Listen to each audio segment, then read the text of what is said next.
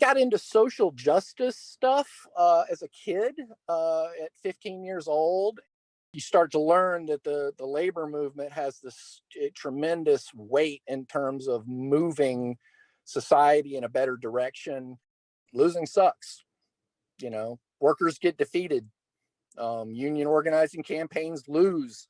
You lose grievances. People lose their jobs because a panel or an arbitrator rules against you.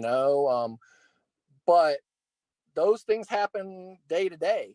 The class struggle is called a struggle for a reason, and it's people are taking a lot of hits, and the labor movement is not as strong as it used to be, and we don't have the ability to win every time, or even win more than when we should. But there were definitely times where I made mistakes that cost people their jobs. You lose a grievance because of something you didn't say right, or I've had workers decide they didn't want to be represented by the union anymore that I represented, and that kind of thing. That's very hurtful kind of stuff. And you feel like a failure. Yeah. So it's tough, but it's one of these things where you also realize that you got to be a long distance runner. It's a marathon and not a sprint. And you lose one battle and you hope you win the next one.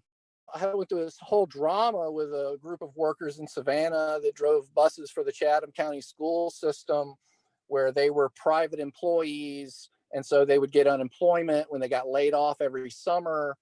And then Mark Butler, the current labor commissioner, basically did a rule change that said that they could no longer get unemployment benefits.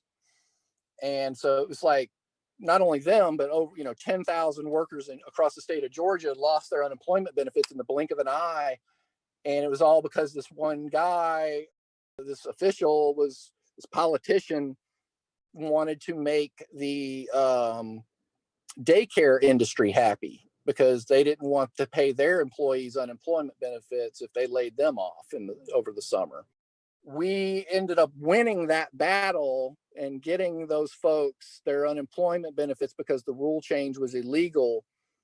But then they ended up just doing it through legislation the next year. He had to pay out like $8 million in back pay benefits. But then he basically went and got the law to agree with him the next year.